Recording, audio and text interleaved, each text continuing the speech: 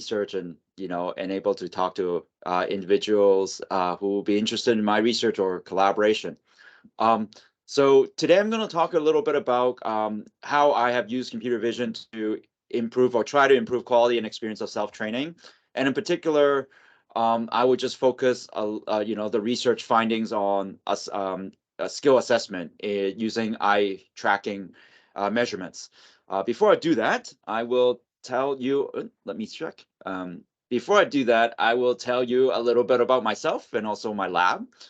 Some of the current projects that we have, and it says my work extends beyond a little bit of laparoscopic surgery skill training. And then, of course, then we'll go into the core of, the research bits that I want to present. And, there's other aspect of this research that we can talk about as well at the end with some Q&A. So let me get started. So the Systems Cognition Laboratory really our mission is really to try to design and evaluate technology that is compatible with humans, so the classic human factors case. But increasingly, my focus are trying to look at system level cognitive capabilities. Some of my recent research grant tends to focus on how we maximize sort of the system level cognition or system level capabilities, such as, particularly with the new sort of, we all talk about AI or all sorts of things, but really how does this interaction enable both the AI to produce a little bit better results and perhaps how human can produce a little bit better results. The classic or the buzzword now has always been human autonomy teaming. I'm sure previously was supervisory control, but all those kind of words just, I feel, comes to the point where we are trying to promote system level performance. My focus tends to be on safety, productivity, security, and health at workplaces. I don't specialize that much in health in consumer products. That's also, a big piece of human factors. That's just not what I focus on. I tend to look at safety critical domains. I started looking at Homer Simpsons, and I joke around that because my graduate work and even my current work started to look at how we do display design or control room design for nuclear power plants, and how do we measure the performance, particularly situation awareness in nuclear power plant control rooms. That's how I get started. And so, but since then, I branched out. I look at healthcare issues. I look at, drones issues that I'm going to talk about later. And the specific frameworks for those people who is really interested in human factors, I grew up from the ecological sort of branch, which is a lot of cognitive work analysis and ecological interface design.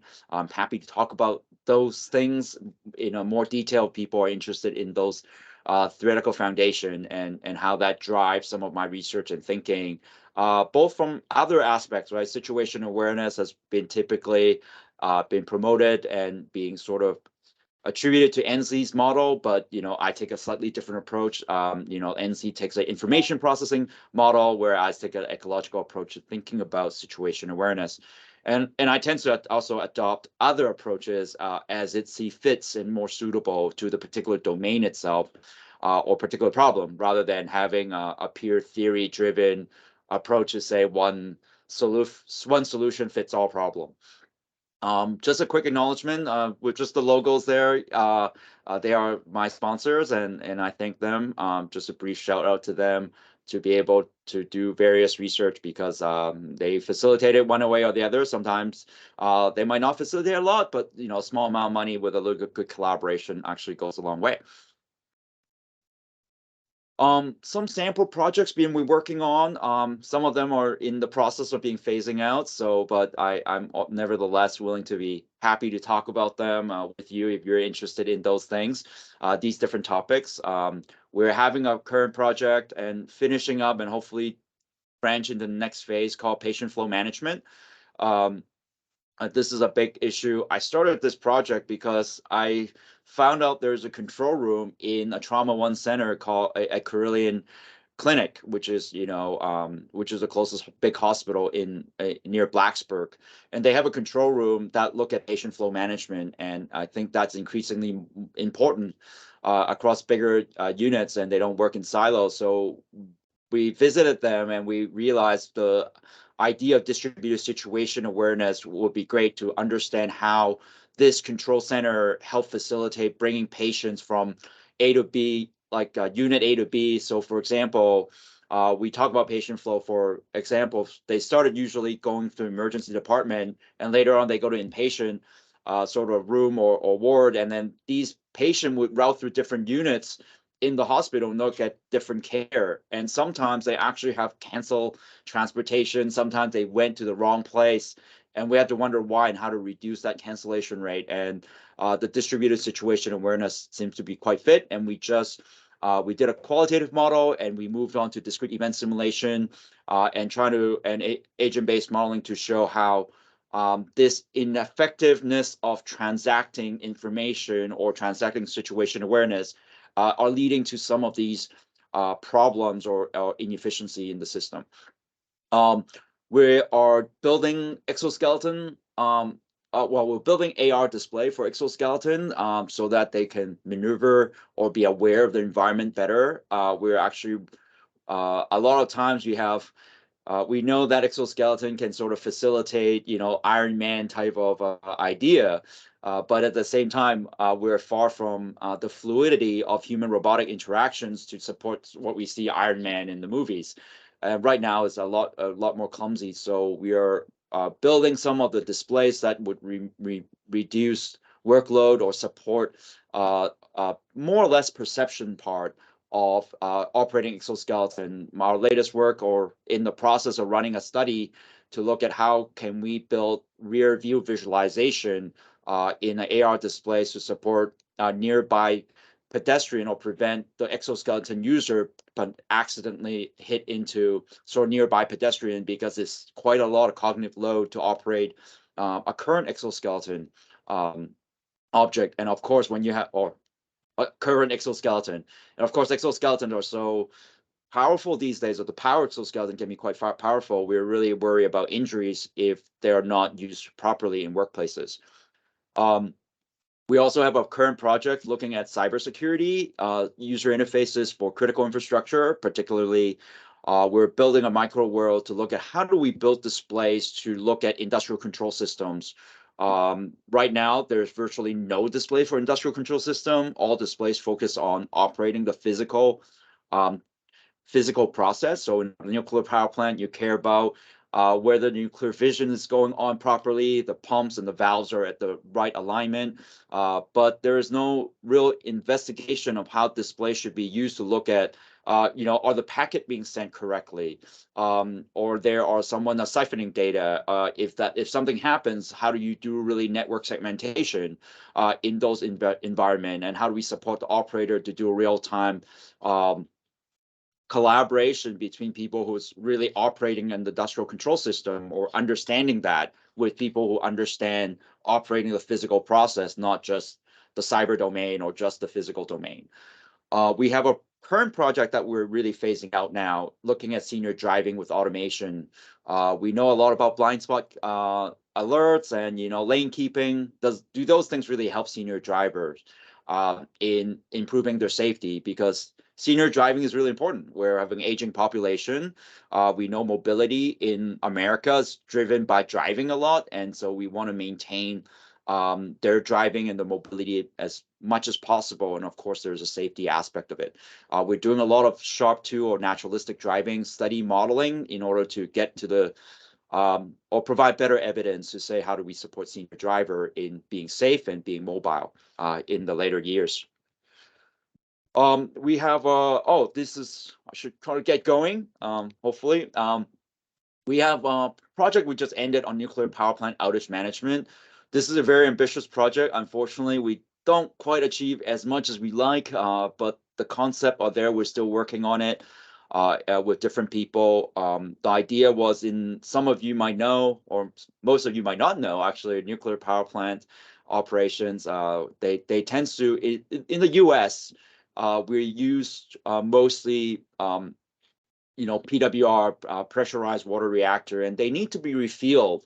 So that is like they need to put new nuclear materials in the actual core every 18 months. And during that 18 months, they do all the maintenance because they're shutting down the plant.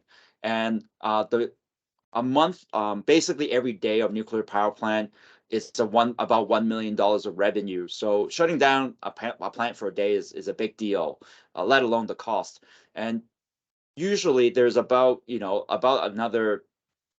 10,000 activities that need to be completed in 3 to 4 weeks time during this outage or planned outage. And so there needs to be a lot of things going on. And what we're trying to do is trying to support their, you know, work or unplanned work, what we call, and sometimes they call it emergent activities. That is, if you have 10,000 activities, there are bound to be about 5% of the activities that you didn't plan. Some of them might be, oh, we were trying to repair a pump, and it turns out the pump is much more, you know, literally these people would take apart a pump and refurbish it and put it back together. And sometimes some bits and pieces are, let's say, more damaged and more wear it out than expected, and you have to order a piece, and then the whole schedule get turned around, and then you have to build new work orders. And our goal is to actually use scheduling algorithms to more dynamically replan and trying to deliver those information to a schedule visualizer so that the outage managers can actually understand how the rescheduling works. At the same time, we are using a little bit of natural language processing, hopefully, to process work orders, because work orders needs to be match up with all the regulations that you need to do when the plant started up. And sometimes when that's in violation, you're in violation of the Nuclear Regulatory Commission, rules, and then that would actually, you get dinged for that. So we're trying to integrate those things together. We have two other projects, and the last one will be the one that I'll be talking a little bit more. We currently are closing off this project and going to actually the next project related to this is how do we support search and rescue with unmanned aerial vehicles. They already do that to the extent of flying drones around manually, and the question is how do we automate it? And that obviously leads to a lot of different problems. How do we create displays that different search teams understand what each others are doing? How do we send what are the autonomous algorithms that should be developed to send drones automatically?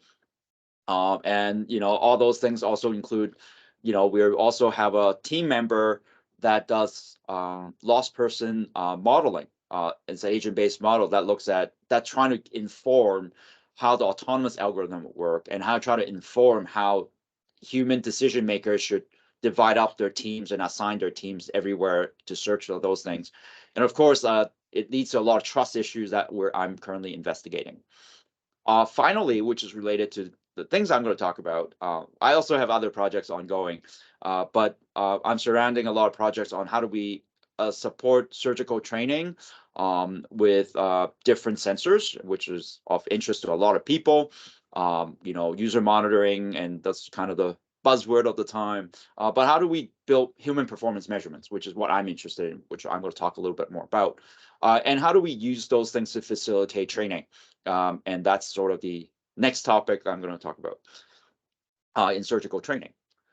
So just a little slight sort of preview to how I turn up getting to the project I am working on. We started actually really simply, almost repeating existing literature at that time, looking at how to develop intelligent tutor systems by looking at collaborating people in Carillion, a surgeon there looking at how do we do eye gaze assessment between residents and attendings using just watching laparoscopic surgeries, like, do behavior or eye gaze pattern change or differs between those two groups, right? And other people have done it. And what we have found is it's actually really hard to automate this thing because we had initially tried to talk to the doctor and just say, hey, the expert surgeon, to say, can you tell us where you're looking at or where you should look at? And it turns out really difficult because dealing with segmentation, which if you want to take a computer vision terms, right, of where the image are and what they're looking at, for humans, it's really hard to express why they do it, and becomes, impractical. So originally, we just developed something more simple but automated to look at what we call the dynamic AOI, generated dynamic AOI method based on experts. So in here, as you can see in the video, that the different experts are looking at different bits, and they also share sometimes overlap. And the green part is what we call the dynamic AOI, which follow one expert and see how much overlap, residents and in other experts, falls. And we have different findings there, and the findings are actually quite interesting and complex. What we have found is, if you look at the dynamic OI, which is a shaded area, some during abnormal events, actually, the residents tends to conform more together during what we call the abnormal surgeries. And I think because they're trained in a certain way, they don't have experience to sample differently across environment. Whereas when things are kind of normal, you actually see the experts being diverge more, which is quite interesting. And the divergence suggests us that, experts tend to have more sampling, different sampling strategies rather than actually novices that tends to have a similar, very simpler sampling strategy. And that led us to look at, promise. This data set also promised to look at different things, right? Which is actually, can we train, can we use neural network to train, these data sets and to look at predict what doctors or expert surgeons tend to look. And we did that. We trained it, and we didn't really build a neural network per se.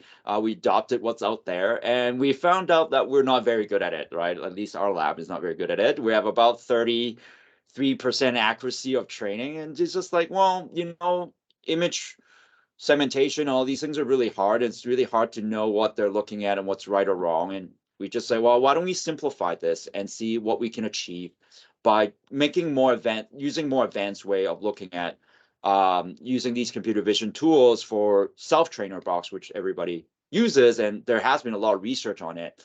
But previous research on using eye tracking and using FLS box tends to be not very automated, and there tends to have work that I would argue that hasn't advanced since. Let's just put it this way. And I'll argue why we are now looking at a lot of eye tracking work more recently as a result of doing this or looking into previous work in eye tracking. So a lot of you might know what laparoscopic surgery is, but for a few of you who might be unaware of this, or at least just as an introduction, laparoscopic surgery is basically a minimal invasive surgery technique. And I hope I'm not, oversimplifying or having too much, non-technical language here, that basically you have a very small incision here with a small hole, and you use either a laparoscope and other sort of instruments that is very small, and you go into and using these small incisions and use these tools to perform surgery, basically doing your cutting and suturing as you need it, and you pull out sort of tissues and you mend tissues as using these laparoscopes and other instruments. And the idea here is the benefit is clearly because the smaller incisions that you have, the faster recovery you're likely going to have. So it's better generally for patients.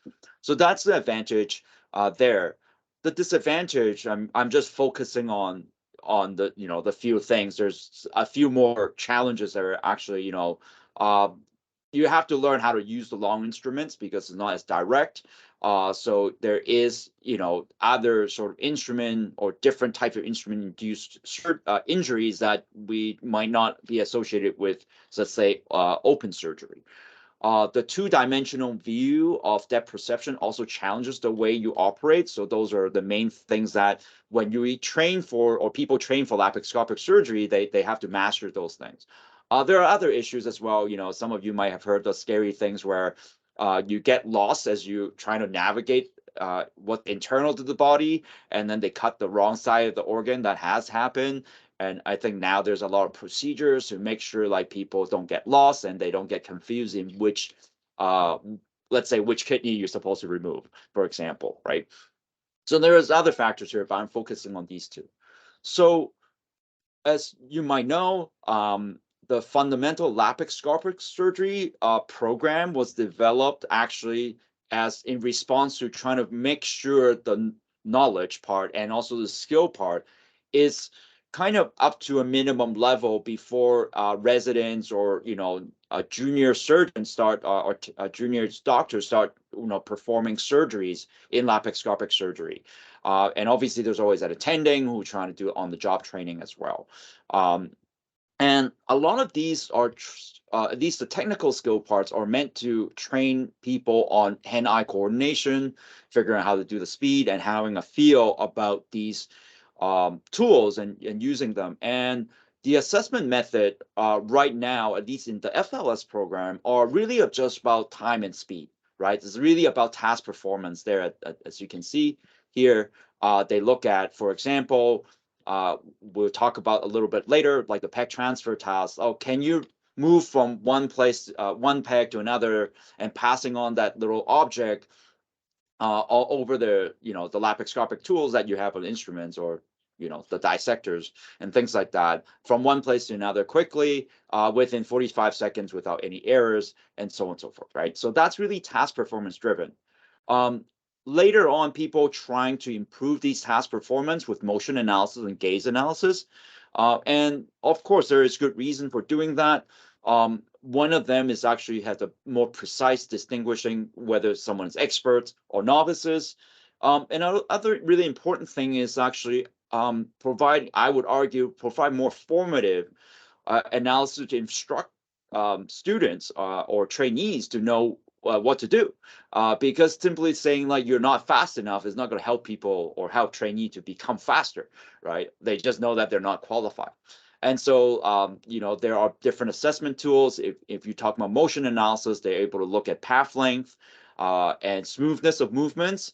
Tool speed turns out to be a big predictor of how whether people are really good at laparoscopic surgery or not, or whether they're skilled at it. And that come with experience. Distance travel, or they call it economy of movements.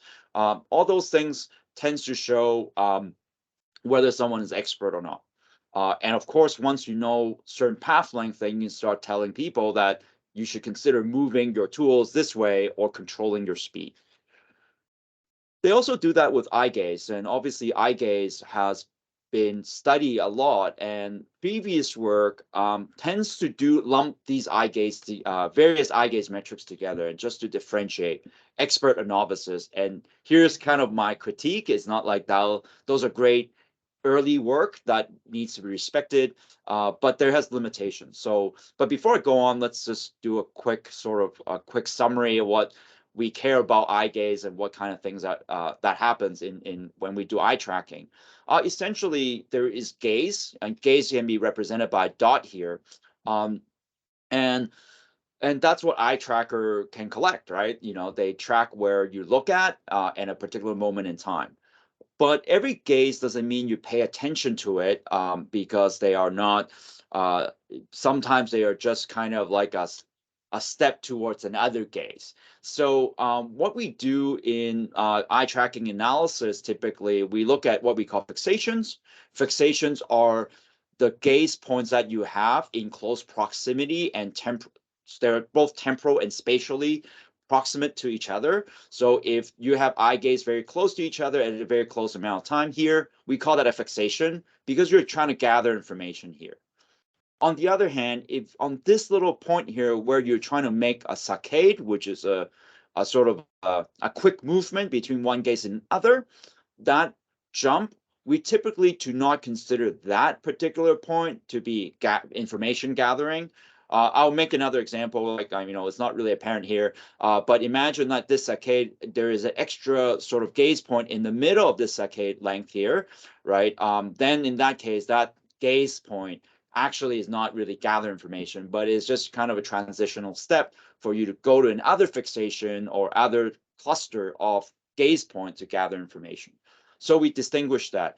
And the patterns of saccade and fixation and gaze point actually reveals different information. And depending on what topic you're looking at, there are sometimes you use saccade to tell you different things than using fixation, and sometimes you just use fixations. A lot of previous research actually have looked at, fixation rate, or, we're going to talk a little bit about other metrics here, to differentiate what's expert and novices. And what our lab had decided to do when we reviewed this literature, we actually consider there's two classes. One class is what we call context independent. The other one is what we call context dependent. We also sometimes call it scene independent and scene dependent. And what we mean by that is there are gaze behavior that we consider involuntary. There's no task-specific actions that you can interpret from it very easily. An example would be, fixation rate, or another example would be pupil diameter, right? Pupil diameter has been shown that you have related to workload. But you can't really tell people, you know what, you have high workload, your pupil diameter is really large, so why don't you shrink it, right? It wouldn't make sense. But they are really good at differentiating and tell you something about this people, right? But they're not necessarily informative to tell you how you should train someone. So we tend to call, I would call that, and our lab calls that, scene independent and context independent, and we publishing work on this.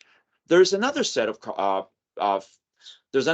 gaze analysis or gaze metric, which we call scene dependent or context dependent. That is, typically we call this, there is some area of interest that that particular class task should focus on. So in this particular, this may not be a particular relevant one. And so, for example, in this peg transfer task, that is one of the FLS tasks that you need to complete, right? You're at least supposed to look at your pegs here. You're supposed to, or this object here, so you can move it from one peg to another, for example. And we can consider like looking at this specific object as the area of interest. And in the previous work, or a lot of previous work, they have shown that novices tend to look at the tools more than the actual objects they want to manipulate. And there is also other metrics that has been used in eye gaze that I'm going to talk about, and we're trying to investigate, and whether they would be more predictive of performance. And not only that, you can now, because they're context dependent, we can start telling people that, look, your performance are not as good as an expert, but an expert look at the object more, right? So therefore, you might consider looking at the object more as a form of feedback that you can actually, that the individual trainee can control, rather than scene dependent or scene independent gaze metrics or context independent gaze metrics where the individuals cannot control. So I'm going to skip this heat map as a discussion. So in terms of context independent metrics, I think I just explained most of it. There is a lot out there, and I just leave it as what the table says. I'm not going to go through those in details. We can, for those of you who's interested, we can talk about it a little bit better. But in general, we have a set of scene independent gaze metrics there, like including fixation rate, saccade duration, blink rate, vergence pupil metrics. All these things is not something that you can measure, but you cannot really control or control very well of what we call voluntary as the trainee, even though they're able to reveal a lot of times between what an expert does and what a novice does. I also want to highlight that, telling the novice that they're not as good as an expert is not very informative to them, right? Is not sufficient. It's really good as validating or at least providing some initial evaluation, whether eye gaze metrics or indeed a tool that should be used and investigated further. But the current literature tends to just kind of stop at this level, right? Hey, we have this machine learning algorithm that takes in all the gaze data, and then suddenly, and we can tell expert and not expert, and then you have a data model about gaze that differentiate expert and novices, and they're only good for qualification and therefore not actually anything more to support the training aspect of things. So there are also a bit of work on context-dependent gaze metrics that is relatively new. This work has been published in 2021. As we are trying to finish our research and publish ours, they have very structured way of telling people what to do as a way to look at context-dependent gaze metrics and also look ahead time. So in this particular case, for example, they label all these pegs, all these objects, and you have to do things in order. right? And in doing so, what they are trying to do is, can we do look ahead time for these individuals? So do people look ahead of, let's say when they finish object number 1, do they look at object 2 right away, before and after, and things on that? And that's what K's per AOI on the next object, which is what they do. And they realize experts are higher on that. And this is kind of the basis of what we were trying to do. But this study has quite a little bit of limitation. They are really severely restricting trainee behavior here, right? So there is no restriction, for example, for the FLS program that you have to move the object in a particular order, right? The people can do it whenever they want. And there is still not a clear feed-forward behavior indicator as a result of this study.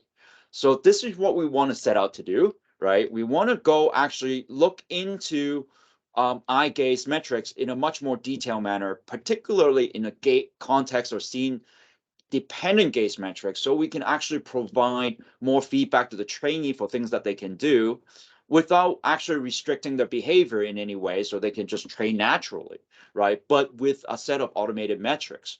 And the way we try to do that was actually, apply some simple computer vision to segment video scenes, so we can do that dynamically. We also want to look at feed-forward control metrics, which is strangely not very apparent or not very available, at least well studied in this laparoscopic surgery task. And it's never very easy to study feed-forward control metrics, but there is actually quite a bit of new sets of work from how people walk, for example, gait control and eye tracking glasses have really changed that recently. And finally, we also want to explore the sensitivity of these metrics. So when we say sensitivity, are they better at, in this particular case, are they better at predicting the progression of the trainees, right? Skill progression of trainees. So this is our basic methodology, right? And it's probably for people who specialize or do data modeling or machine learning or AI or whatever the current way of saying you do data analytic is, you do, in this particular case, we do some 3 stages. We first trying to analyze the scene first, and we use some computer vision algorithm to do that, particular segmentation, to know what the scene is about. We do some, then once we do that, we compute what the eye gaze is, where the fixation falls, right? And then we compute those metrics. Right. Once we have that, then we do some classification based on unsupervised clustering and other classifications to find out whether these gaze metrics are more predictive. So very simple things. I'm not going to go into details on that. And for people in data analytics, this is kind of sort of the easy part. So we have a couple experimental hypotheses that we're really interested to investigate, right? So one thing is, can context-dependent metrics that are less restrictive than what's presented in the literature right now, are they able to differentiate different proficiency level trainees, right? So you can think about it as, if we have different level of trainee, are these metrics significantly different? The second one is, can we build some feed-forward metrics? In particularly, we're actually looking at look ahead sort of fixation and see whether we can predict proficiency level. Are they better at it or versus not better at it? And finally, compared to, let's say, just feedback type of gaze metrics. And the last one is, can we formulate, using these set of gaze metrics, look at different proficiency levels between the data sets we have? As I mentioned, it's not particularly helpful to tell trainees that you're not as good an expert. That's why they're trainees. But if we can start telling them, how well they're progressing and what different proficiency level they have, then it's particularly informative for the trainee to say, well, I need to work on this thing, or I'm at this level and I need to have 3 more levels. And between these levels, these are how the scene dependent metrics are different. And that's what I need to work on. So that's what we're trying to get at. And we haven't got to the details of all of that, but we get to find something that's interesting, I think, later on. So our experimental methods here, we built this workstation here.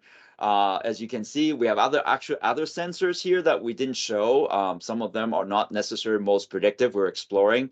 But in this workstation, as you can see, there is this, you're kind of supposed to move the objects here from this object, pass it on to the next tool, and then put it on a different peg. And you have to do it back and forth, right? Twice or once. So you put it once one side and you put it the other. In this green box here, that represent the gaze. We can collect some pupil diameters here in the left and right, as you can see, is moving numbers here. And we track this basically, right? We have a camera here and we track the eye gaze with this eye tracker here. Don't have to worry about the processing unit here. And this is how we collect the data. And so we collected data from 13 medical students trying to complete this task over 2 sessions. We have our first sessions on baseline as well, so technically it's 3 sessions. And we actually collected 779 practice trials, so videos like this, as they go through the trials from the very beginning to about 60 trials after 2 sessions. Unfortunately, we have some data losses, and we only have 9 participants and 499 practice trial at the end. So we go about analyzing, doing our context scene analysis, as our methodology suggested. We first do a little bit of what we call object segmentation based on threshold segmentation. This is a very similar, open source tools that you can have, so we know where the objects are. So that would be obviously one area of interest that we care about. We also know what the tools are. We use the stack hourglass network to train where the location of the tools are. So we know that, sort of the pixel location of it. Then now we have the context. And once we have the context, then we can start thinking about if we can generate the location of the eye gaze or fixations and relate it back to the context of the scene. So the next part of it, right? So we don't need to watch the whole video, I think. Okay, so the next part is how we compute the metrics. That's fairly simple, as I explained. So if you think about as the gaze in the red dot, and there's object center there, and then there's an object contour, we can say the gaze landing into the object here would be landing on AOI. So this is obviously a scene dependent metric, because if you can't just say the gaze looking at here, is the same thing as a gaze when the object is not here. So this is so we have created what we call verse metrics fixation rate on objects. So it's number of frames. In this case, we break it down to frames, where the fixation would be coinciding with these objects here. We also have fixation rate on tool objects here, where we can say, well, when the objects and the tools are in together, as you can see here, right, we would say that is also a fixation rate on tool and object combination, right? So because there's something to be said that when you're manipulating the object, right, is very different than just an object being existent here. So that's another one. We have fixation not moving of object, right? So what does that mean is that that's just a fixation on any object that's not moving, and particularly not on an object that is actually being touched by the tool. There is also, we have created this one, and this one obviously is not super predictive in some ways, harder to explain. Is there was a time where, as part of the task, that you need to pass the object from one instrument to the other between left and right-handed. And that's why you have this dual tool object combination, where both tools are touching on the same object and there's an eye gaze on that. And finally, we have what we call the look, sort of more a feed forward metric, which is fixation rate on. Sorry, I think I made okay. So I think I made a slight mistake here. So yeah, so there's a future fixation rate. Sorry, that's why I did. So there's a future fixation rate on object here. What we mean by that is, that imagine there is this path moving forward from this one object or one AOI moving from A to B, and if your eye gaze is here, about 6 frames in this case, about 6 frames. Is located here ahead of this particular or any particular object passing that fixation location. We consider that future fixation rate. So in other words, you can think about this as a look-ahead fixation. So there must be some path where this object goes, right? Where it hits a future, this object in the future hit this fixation rate. We consider that future fixation on object, and we go by frames per second that way. So also want to mention a small thing here in the way that we do things. It's because our eyes doesn't look at a dot, right? We actually get acute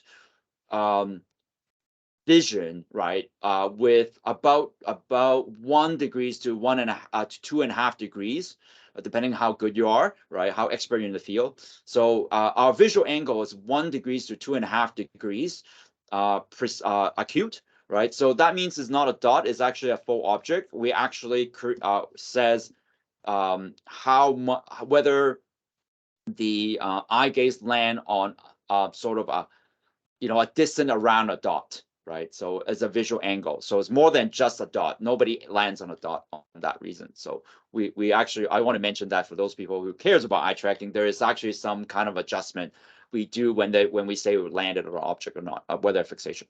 So we calculate the metrics, and now we are finally in the last part, which is analyzing the data. Or modeling the data, and what we did first is use cluster analysis across all the trials, right? So we built all the metrics now. Every trial has the metrics on fixation rate on objects, fixation rate on tool, on object combination, and so on and so forth. We run a simple cluster analysis there and see what we come up with. And what we had was we found that, our scree plot and generally suggests that there is 3 clusters. We have cluster 1 that has 182 trials, cluster 2 at 113 trials, and 204 trials at the last one. And we consider those things as proficiency. So imagine that cluster 1, 2, 3 represent proficiency level 1, 2, and 3. And this is what we have. And we feel like we're confident that we actually indeed able to use these gaze metrics to identify proficiency level. Because when we run the clustering, just be using gaze metrics and the tool speed, we have 3 clusters that correspond to 3 different levels and significantly different set of completion time. So as you can see here, and completion time is not part of clustering. It's important to know that, right? If it's part of the clustering, then it's obvious. Then we see that cluster 1 has the highest highest completion time. So that means that they are the slowest and they're the least proficient.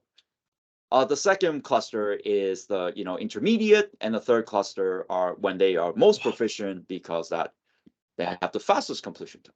So that's pretty simple. It's more or less a validation, right? But I think next thing we want to look at is how does eye gaze behave, right? That's what we're interested in. We want to do deeper investigation on how we support trainees. And here's what we actually end up looking at and finding is this is a bit to our surprise, and we need to follow up on this. What we have is for the most proficient level right here, as you can see, cluster 3, fastest completion time, we do have the metrics here that corresponds to the literature, or at least the early literature, to suggest that they should have the best, so-called the best eye gaze metrics. So they should have the best fixation rate on objects. They should have the best fixation rate on the combination. So they're looking at the right things, right? Like things that are important. Like, so that's what the scene dependent metrics or context dependent metrics are actually revealing that.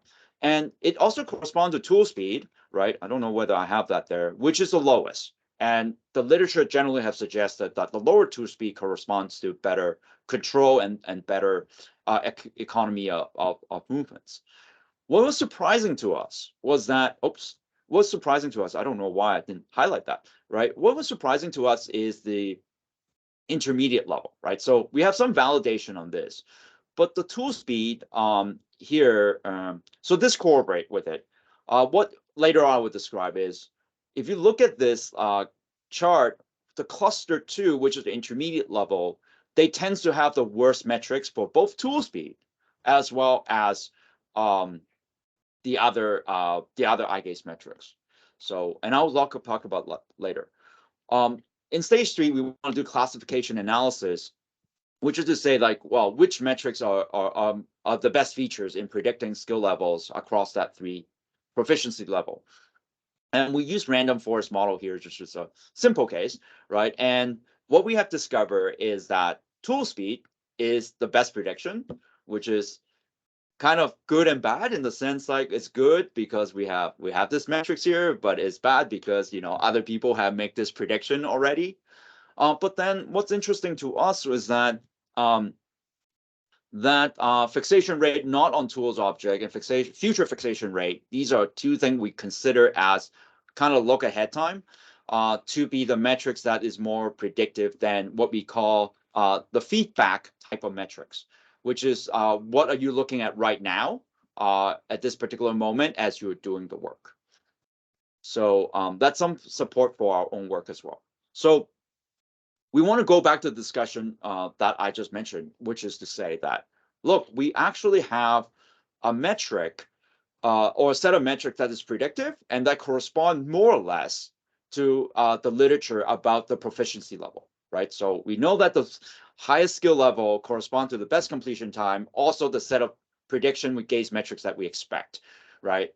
On the other hand, what we have is surprising, right? Was that here, I just want to jump. I'm running a little bit low on time, so I'm jumping a little bit on this on the slides. Is that what we have is when we have this proficiency level here, that the beginner, right, had the worst performance, didn't have the worst performance. They are better than their intermediate level here, and we attribute this issue, or what we are trying to investigate next is that the behavior of a beginner are probably very rigid and slow, right? They are literally looking at the object all the time. And as they gain more skills and they realize they need to complete the time much faster, they engage in what we call trial and error behavior that trying to explore or a strategy that allows them to become proficient. And as a result, at the intermediate level, even though they have some better proficiency in some level, because they're doing exploratory phase, all the metrics actually show up to be worse. So in other words, you are deliberately moving the tool faster to learn from how to control or maximize your speed. And that is actually kind of interesting in 2 ways from a research perspective. One is it sort of goes against, maybe not against, it's not that uncommon, like when you're doing, for people who look into AI or autonomy and things like that, is not particularly efficient, right, to explore.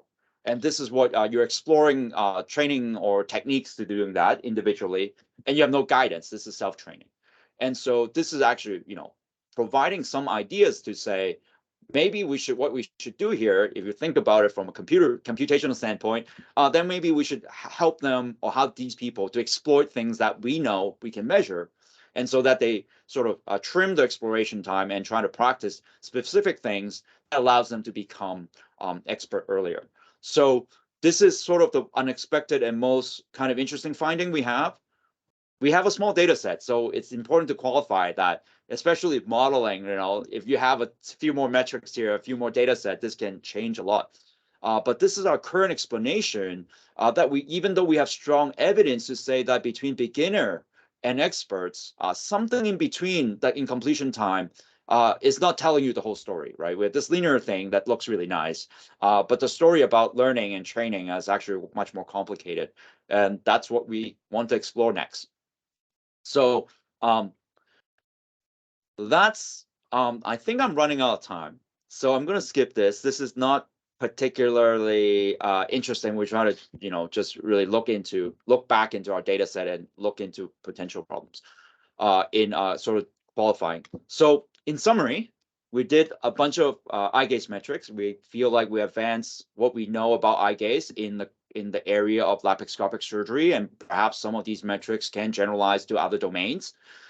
We have developed sort of a basic methodology to improve how we generate eye gaze metrics, and hopefully these eye gaze metrics and we also show one other thing that I think is important, that science needs to go is not comparing experts and novices, but actually produce a spectrum, a more continuum of expertise, so that you can actually improve of informing trainees or even experts to become a better expert, rather than simply focus on expert and novice validation of particular metrics. So I would end there, to say that our future work is really trying to advance understanding how eye gaze behavior patterns change as a function of skill development, rather than as a binary changes between experts and novices, and also how we can use these metrics to facilitate what we call deliberate practice. How do we get people to practice on things that they really are not very good at and leave out things that they don't really need to practice? That's our future work. Thank you very much. Sorry for taking a little longer than I expected, but I hope nevertheless you enjoy the talk. And before I end, I'd like to thank my collaborator here, Sarah Parker from Carillion, Laura Barnes from UVA, Sean Safford. Now, actually, sorry, I forgot to change the name from Penn State. He's now in Pittsburgh School of Medicine. I'd like to thank Jacob, who's a medical student at Virginia Tech, who coordinate a lot of data collection. Tenji, who developed the program. Chaitanya, who did a lot of this research work. There's other students looking into a lot more details of this as well. So thank you. Thank you, Dr. Lau, for the really interesting talk. And it's great to see there's a deep intersection between human factors and AI. So let's thank our speaker. Well, it's virtual thanks. I already see some applause from our audience. We will have like 4 minutes to take in questions from the audience.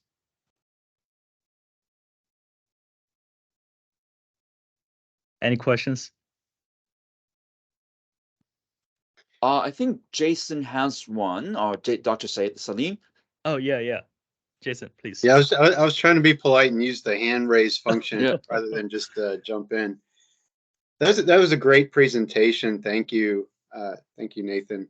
I was actually really interested in the beginning of the presentation, before you got into that study. You were talking about your research interests and background, and you mentioned your interest in situation awareness from an ecological perspective, and how that's different from Ensley's venerated model of situation awareness. I was just wondering if you could expand on that. What does that mean, situation awareness from a ecological perspective? Does that mean as it's distributed across people and teams and their technological artifacts, and like distributed cognition theory, and how do you measure situation awareness from that perspective?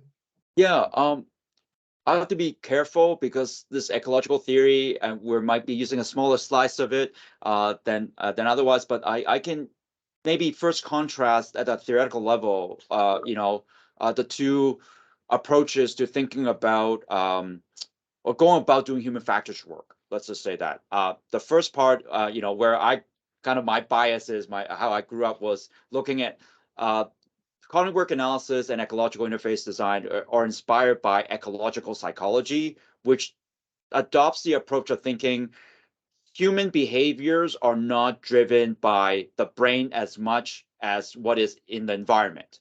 So the environment constrains how you like to process information. For example, we talked about kids do not learn about a chair.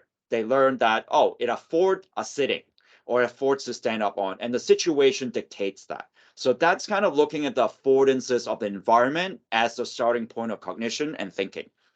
Information processing model doesn't completely neglect that, but takes a more cognitivist approach, what we call. And what they do is like, well, you have a brain, and your brain has certain limitation in working memory and how you draw what you learn from long-term memory.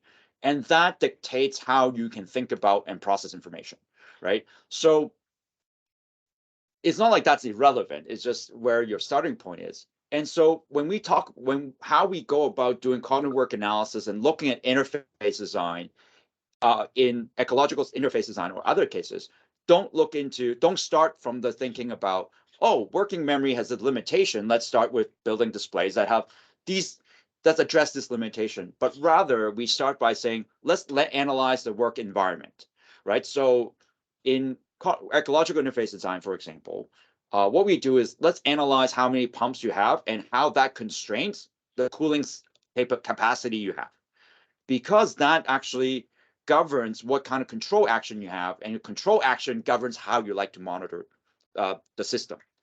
Not how you monitor the system dictates how you take controls, right? So that's how we kind of take a look at the thing. So in situation awareness, in sort of, if we look at how, that's how I see it, right? Like, so if I wrote a conference paper on it, like, so NC likes to look at it from an information processing perspective. And my argument for that is that fits quite well to how the problem that she wants to solve, which is, or she tends to argue her basis of her work on, which is like fighter pilot, that type of thing, perceive and avoid, right? That's, or perceive and pursuit in a kill. That's how her work got originated from. And that's kind of information processing theory about solving the problem makes a lot of sense. And you have this prediction about where the people want to go. In process control, where I started, right, people actually have to look back a lot to do their diagnosis, to make the prediction, which Ansley never really actually talk about very much because it doesn't fit into her domain, right? So in process control, you'll see a lot of trend graphs, right? Like operator says, hey, I want more trend. And what they were doing is something in the past have triggered a change in, or a disturbance have occurred. And it's probably undetected. And it's really hard to detect it because you have thousands of parameters around. And you have to, and bad interfaces before don't make that a configurable displays and put it together. And so a lot of these operators go back and trying to do diagnosis and then make the prediction. And the framework, if I look at cognitive science, what actually, what would be a better thinking, a way of thinking or approach would be what we call complex problem solving, right? Like, I mean, there's people written about this. It's like you do sort of different way of problem formulation, right? In order to solve that diagnosis problem is a very different thing from information processing approach, which you can actually do. It doesn't fit as well, right? Like yes, you can always fit it, but what's more productive is doing that. And it's no surprise, like cognitive work analysis doesn't start. It starts with the process control, nuclear process control world. It doesn't, the ecological interface design work doesn't start with like, trying to look into the sort of fighter jet, kind of that type of domain. And that's why the abstraction hierarchy, which is kind of a very specific tool there, look at problem formulation, how nature of a hierarchy actually represent human problem solving, and try to represent that on a display that facilitate that problem formulation resolution, as opposed to be trying to create a display that says, oh, you know what, I'm trying to make you faster perceive, understand, and do a quick action or prediction, which is kind of fits well in one domain. So that's kind of, where I'm coming from. Thank you. Yeah, I have follow-up questions, but I think I took over the entire Q&A time, Yeah. so I'll leave it to others if they have questions. Yeah, I'm happy if time allows for the audience. I'm happy to stay for a little bit. I definitely have some time to share with you. Dr. Loud, unfortunately, Dr. Chen and many other students had to leave because they have a class at 2. So the audience is kind of now already, they are leaving one by one, they are disappearing. But I will send an email. I invite whoever is left here to maybe contact you on your email, and so that if they have some follow-up question, I will also inform the students and whoever has left already to do as well. I thank you very much for this nice presentation and for sharing your results. Good luck with the next step of this research, which is intriguing, and thank you for being here and for being and for sharing this. Thank you a lot. Yeah. Thank you for inviting me, and I look forward to hearing from you, and maybe other collaboration or intellectual exchange. That would be wonderful. Absolutely. Thank you. Thank you. Right. Bye. Thank Bye. you.